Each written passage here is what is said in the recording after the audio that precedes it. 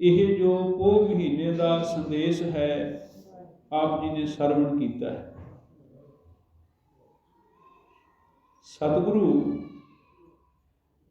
ਧੰਨ ਸ਼੍ਰੀ ਗੁਰੂ ਅਰਜਨ ਦੇਵ ਮਹਾਰਾਜ ਜੀ ਬਖਸ਼ਿਸ਼ ਕਰਦੇ ਨੇ, ਭੂਖ ਤੁਖਾਰ ਨਾ ਵਿਆਪਈ।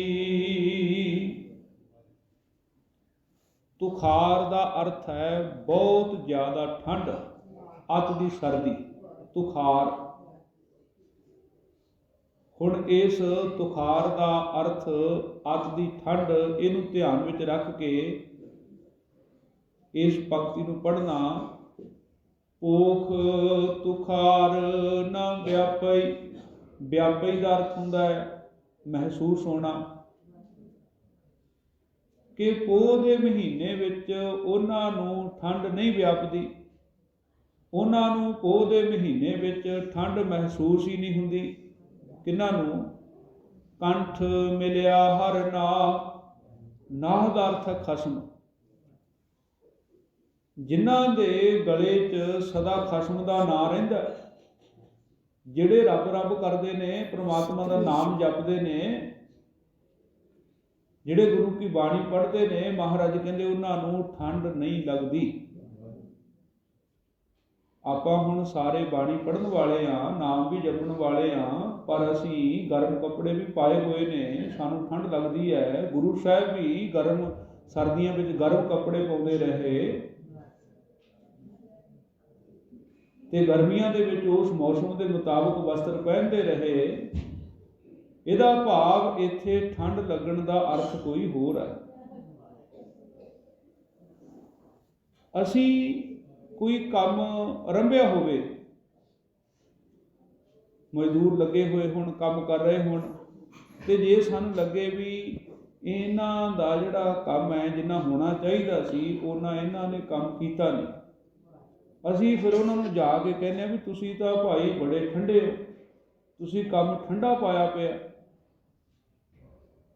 ਕਹਿਣ ਦਾ ਭਾਵ ਹੈ ਵੀ ਜਦੋਂ ਕੰਮ ਕਰਨ ਵਿੱਚ ਉਤਸ਼ਾਹ ਪੂਰਾ ਨਾ ਹੋਣਾ ਜਿੰਨਾ ਚਾਹੀਦਾ, ਉਸ ਦਾ ਭਾਵ ਹੈ ਵੀ ਠੰਡ ਲੱਗਣਾ।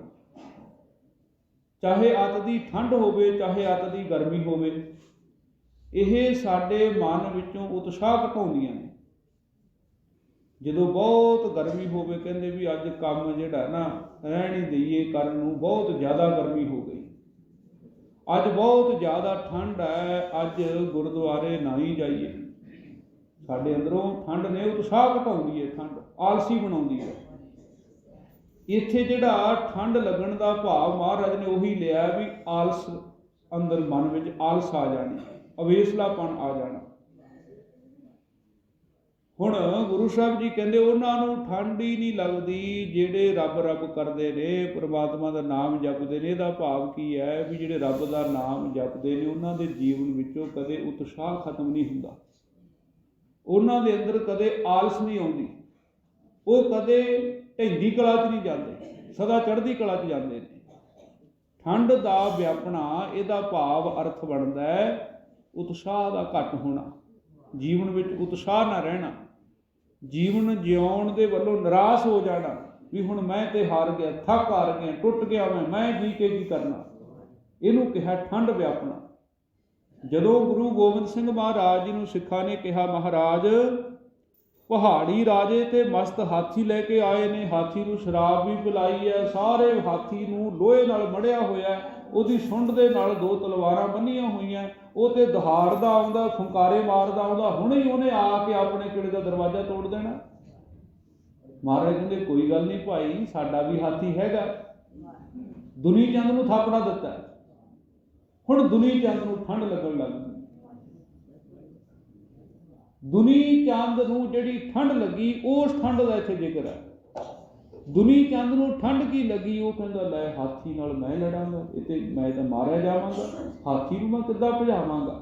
ਉਹਦਾ ਮਨ ਢਹਿੰਦੀ ਕਲਾ 'ਚ ਚਲਾ ਗਿਆ, ਠੰਡ ਲੱਗ ਗਈ ਉਹਨੂੰ। ਐਸੀ ਠੰਡ ਲੱਗੀ ਕਿ ਉਹ ਨਾ ਗੁਰੂ ਤੋਂ ਬੇਮੁਖ ਹੋ ਕੇ ਕੰਧ ਟੱਪ ਕੇ ਚੋਰੀ ਰਾਤ ਨੂੰ ਦੌੜ ਗਿਆ ਕਿਲੇ 'ਚ। ਕੰਧ ਤੋਂ ਟੱਪਣ ਲੱਗਿਆ, ਪਹਿਲਾਂ ਤਾਂ ਉੱਥੇ ਲੱਤ ਕਢਾਈ, ਫਿਰ ਘਰੇ ਗਿਆ। ਘਰ ਜਾ ਕੇ ਜਦੋਂ ਸਵੇਰੇ ਉੱਠਣ ਲੱਗਾ, ਜੁੱਤੀ ਪਾਉਣ ਲੱਗਾ, ਇੱਕ ਸਪੋੜੀਆ ਲੜ ਗਿਆ ਪੈਰ ਤੇ, ਮੌਤ ਹੋ ਗਈ। ਇਹ ਇੱਕ ਸੰਕੇਤ ਹੈ ਵੀ ਜਿਹੜੇ ਗੁਰੂ ਤੋਂ ਦੂਜੇ ਪਾਸੇ ਨੂੰ ਮੂੰਹ ਕਰਕੇ ਤੁਰਦੇ ਨੇ ਨਾ, ਵੀ ਉਧਰ ਸ਼ਾਇਦ ਸਾਡਾ ਬਚਾਅ ਹੋ ਜਾਏਗਾ, ਉਹ ਖੁਆਰ ਹੁੰਦੇ ਨੇ। ਇਸ ਕਰਕੇ ਮੂੰਹ ਸਦਾ ਗੁਰੂ ਵੱਲ ਹੀ ਹੋਣਾ ਚਾਹੀਦਾ। ਜੇ ਗੁਰੂ ਵੱਲ ਮੂੰਹ ਹੋਏਗਾ, ਪਰਮਾਤਮਾ ਦਾ ਨਾਮ ਜਪਾਂਗੇ, ਰੱਬ ਦਾ ਨਾਮ ਆਪਣੇ ਕੰਠ ਤੋਂ ਉਚਾਰਾਂਗੇ, ਤੇ ਸਾਨੂੰ ਉਹ ਠੰਡ ਨਹੀਂ ਵਿਆਪੇਗੀ ਜਿਹੜੀ ਠੰਡ ਦੁਨੀ ਚੰਦ ਨੂੰ ਲੱਗ ਗਈ ਸੀ। ਅਸੀਂ ਕਦੇ ਢੈਂਦੀ ਕਲਾ 'ਚ ਨਹੀਂ ਜਾਵਾਂਗੇ, ਸਾਡੇ ਅੰਦਰੋਂ ਉਤਸ਼ਾਹ ਕਦੇ ਖਤਮ ਨਹੀਂ ਹੋਏਗਾ। ਜਦੋਂ ਮਹਾਰਾਜ ਨੂੰ ਪਤਾ ਲੱਗਿਆ ਕਿ ਗੁਰੂ ਸਾਹਿਬ ਜੀ ਦੁਨੀ ਚੰਦ ਨੂੰ ਤੇ ਠੰਡ ਲੱਗ ਗਈ, ਉਹ ਤੇ ਦੌੜ ਗਿਆ, ਉਹ ਤਾਂ ਭੱਜ ਗਿਆ। ਮਹਾਰਾਜ ਕਹਿੰਦੇ ਕੋਈ ਨਹੀਂ, ਸਾਡੇ ਕੋਲ ਇੱਕ ਹੋਰ ਹਾਥੀ ਹੈ। ਭਾਈ ਬਚਿੱਤਰ ਸਿੰਘ ਨੂੰ ਥਾਪੜਾ ਦਿੱਤਾ ਤੇ ਭਾਈ ਬਚਿੱਤਰ ਸਿੰਘ ਨੂੰ ਕੋਈ ਤੁਖਾਰ ਨਹੀਂ ਵਿਆਪਿਆ। ਜਦੋਂ ਮਹਾਰਾਜ ਕਹਿੰਦੇ ਭਾਈ ਲੜੇਗਾ, ਤੂੰ ਟਾਕਰਾ ਕਰੇਗਾ? ਕਹਿੰਦਾ ਮਹਾਰਾਜ ਮੈਂ ਥੋੜ੍ਹੀ ਲੜਨਾ, ਤੁਸੀਂ ਆਪ ਹੀ ਸਾਰਾ ਕੁਝ ਕਰਨਾ ਕਰੌੜਾ ਹੈ। ਆਪਣੇ ਸੇਵਕਾਂ ਨੂੰ ਤਾਂ ਤੁਸੀਂ ਮਾਣ ਬਖਸ਼ਦੇ ਹੋ, ਕਰਦੇ ਕਰਾਉਂਦੇ ਸਭ ਕੁਝ ਤੁਸੀਂ ਆਪ ਹੋ। ਉਹਦੇ ਅੰਦਰ ਉਤਸ਼ਾਹ ਨਹੀਂ ਕੰਮ ਹੋਇਆ, ਉਹਦੇ ਅੰਦਰ ਪੂਰਾ ਉਤਸ਼ਾਹ ਰਿਹਾ, ਚੜ੍ਹਦੀ ਕਲਾ ਰਹੀ, ਤੇ ਉਹ ਲੜਿਆ ਹਾਥੀ ਨਾਲ ਜਾ ਕੇ, ਘੋੜੇ 'ਤੇ ਸਵਾਰ ਹੋ ਕੇ ਨਿਕਲਿਆ। ਹੱਥ 'ਚ ਉਹਦੇ ਨਾਗਣੀ ਹੈ, ਘੋੜੇ ਨੂੰ ਲਗਾਮ ਖਿੱਚ ਕੇ ਉਹਦੇ ਅਗਲੇ ਪੈਰ ਉਤਾਂਹ ਕੀਤੇ, ਉੱਚੇ ਕੀਤੇ, ਆਪ ਵੀ ਖੜਾ ਹੋ ਗਿਆ, ਕਿਉਂਕਿ ਬਧਰੇ ਕਰਦੇ ਸੀ ਭਾਈ ਬਚਿੱਤਰ ਸਿੰਘ।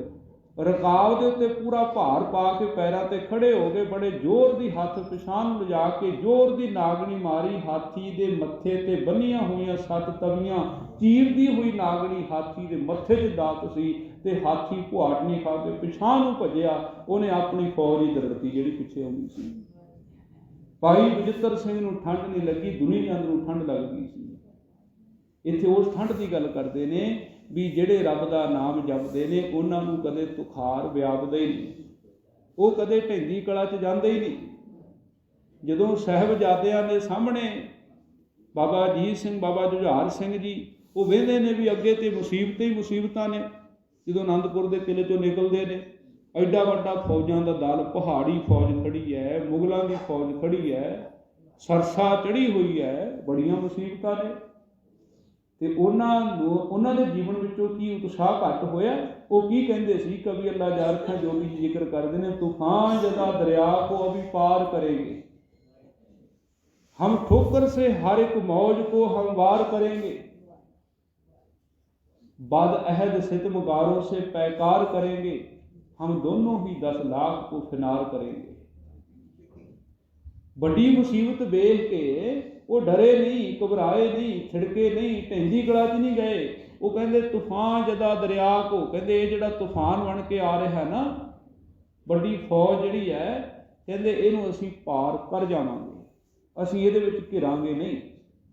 ਠੋਕਰ ਸੇ ਹਰ ਮੌਜ ਕੋ, ਮੌਜ ਕਹਿੰਦੇ ਨੇ ਜਿਹੜੀ ਸਮੁੰਦਰ ਦੇ ਵਿੱਚ ਜਦੋਂ ਛੱਲਾਂ ਉੱਠਦੀਆਂ ਲਹਿਰਾਂ, ਤੂਫਾਨ ਬਣਦਾ ਜਦੋਂ, ਉਹਨੂੰ ਮੌਜ ਕਹਿੰਦੇ ਨੇ। ਮੌਜ ਕਹਿੰਦੇ ਅਸੀਂ ਠੋਕਰ ਦੇ ਨਾਲ ਇਹਨਾਂ ਲਹਿਰਾਂ ਨੂੰ ਹਮਵਾਰ ਕਹਿੰਦੇ ਨੇ, ਪੱਧਰਾ ਕਰ ਦੇਣਾ। ਕਹਿੰਦੇ ਅਸੀਂ ਇਹਨਾਂ ਨੂੰ ਪੱਧਰਾ ਕਰ ਦਿਆਂਗੇ। ਠੋਕਰ ਸੇ ਹਰ ਮੌਜ ਕੋ ਹਮ ਵਾਰ ਕਰਾਂਗੇ। ਕਹਿੰਦੇ ਜਿਹੜੀ ਮਰਜ਼ੀ ਲਹਿਰ ਆਵੇ, ਚਾਹੇ ਸਰਸਾ ਚੜ੍ਹੀ ਹੋਈ ਹੈ, ਚਾਹੇ ਦੁਸ਼ਮਣਾਂ ਦਾ ਦਲ ਚੜ੍ਹ ਕੇ ਆ ਰਿਹਾ ਹੈ, ਅਸੀਂ ਠੋਕਰ ਮਾਰ ਕੇ ਪਿਤਾ ਜੀ ਇਹਨੂੰ ਪਰਾਂ ਕਰ ਦਿਆਂਗੇ।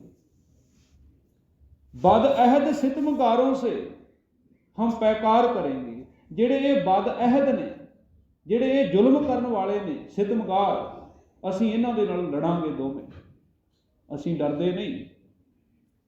ਹਮ ਦੋਨੋਂ ਹੀ 10 ਲੱਖ ਕੋ ਫਿਨਾਰ ਕਰਾਂਗੇ। ਫਿਨਾਰ ਕਹਿੰਦੇ ਨੇ ਫਨਾਹ ਕਰ ਦੇਣਾ, ਤਬਾਹ ਕਰ ਦੇਣਾ। ਕਹਿੰਦੇ ਅਸੀਂ ਦੋਨੇ ਹੀ 10 ਲੱਖ ਦੀ ਫੌਜ ਨੂੰ ਫਨਾਹ ਕਰ ਸਕਦੇ ਹਾਂ। ਇੰਨਾ ਜੋਸ਼ ਸੀ ਉਹਨਾਂ ਦੇ ਅੰਦਰ, ਇੰਨਾ ਉਤਸ਼ਾਹ ਸੀ, ਕਿਉਂਕਿ ਗੁਰੂ ਨੇ ਉਹਨਾਂ ਨੂੰ ਰੱਬ ਦਾ ਨਾਮ ਜਪਾਇਆ ਹੋਇਆ ਸੀ, ਕੰਠ ਮਿਲਿਆ ਹਰ ਨਾਮ, ਤੇ ਉਹਨਾਂ ਦੇ ਜੀਵਨ ਵਿੱਚੋਂ ਉਤਸ਼ਾਹ ਨਹੀਂ ਕਮ ਹੋਇਆ, ਸਦਾ ਚੜ੍ਹਦੀ ਕਲਾ ਵਿੱਚ ਰਹੇ। ਓਖ ਤੁਖਾਰ ਨਾ ਵਿਆਪਈ, ਕੰਠ ਮਿਲਿਆ ਹਰ ਨਾਮ, ਮਨ ਵਿਦਿਆ ਚਰਨਾਰ ਬਿੰਦ, ਦਰਸ਼ਨ ਲਗੜਾ ਸ਼ਾ। ਮਨ ਵਿਦਿਆ, ਵਿਦਿਆ ਦਾ ਅਰਥ ਹੈ ਜਦੋਂ ਅਸੀਂ ਕਿਸੇ ਚੀਜ਼ ਦੇ ਅੰਦਰ ਸੁਰਾਖ ਕੱਢਦੇ ਹਾਂ, ਅਸੀਂ ਕਹਿੰਦੇ ਹਾਂ ਵੀ ਇਹਨੂੰ ਵਿੰਨ ਦਿੱਤਾ। ਜਦੋਂ ਲੜਕੀਆਂ ਆਪਣੇ ਕੰਨਾਂ 'ਚ ਗਹਿਣੇ ਪਾਉਣ ਵਾਸਤੇ ਸੁਰਾਖ ਕਰਦੀਆਂ ਨੇ, ਉਹਨੂੰ ਵੀ ਕਹਿੰਦੇ ਕੰਨ ਵਿੰਨਣੇ, ਵਿੰਨ ਦੇਣਾ, ਸੁਰਾਖ ਹੋ ਜਾਣਾ। ਜਦੋਂ ਕਿਸੇ ਚੀਜ਼ ਦਾ ਸਾਡੇ ਮਨ ਤੇ ਬਹੁਤ ਜ਼ਿਆਦਾ ਗਹਿਰਾ ਪ੍ਰਭਾਵ ਪੈ ਜਾਵੇ, ਅਸੀਂ ਉਸ ਚੀਜ਼ ਤੋਂ ਪ੍ਰਭਾਵਿਤ ਹੋ ਜਾਈਏ, ਉੱਥੇ ਵੀ ਸ਼ਬਦ ਵਰਤਿਆ ਜਾਂਦਾ ਵਿੰਨਣਾ। ਕਹਿਣ ਲੱਗੇ ਮਨ ਵਿਧਿਆ, ਕਹਿੰਦੇ ਮਨ ਵਿੰਨਿਆ ਗਿਆ ਕਾਹਦੇ ਨਾਲ? ਚਰਨਾਰ ਬਿੰਦ। ਚਰਨਾਰ ਬਿੰਦ ਦਾ ਇਹ ਦੋ ਸ਼ਬਦ ਨੇ। ਇੱਕ ਚਰਨ, ਚਰਨ ਦਾ ਅਰਥ ਸਾਨੂੰ ਪਤਾ ਹੈ, ਅਰਬਿੰਦ ਦੂਜਾ ਸ਼ਬਦ ਹੈ ਅਰਬਿੰਦ। ਅਰਬਿੰਦ ਕਹਿੰਦੇ ਨੇ ਕਮਲ ਦੇ ਫੁੱਲ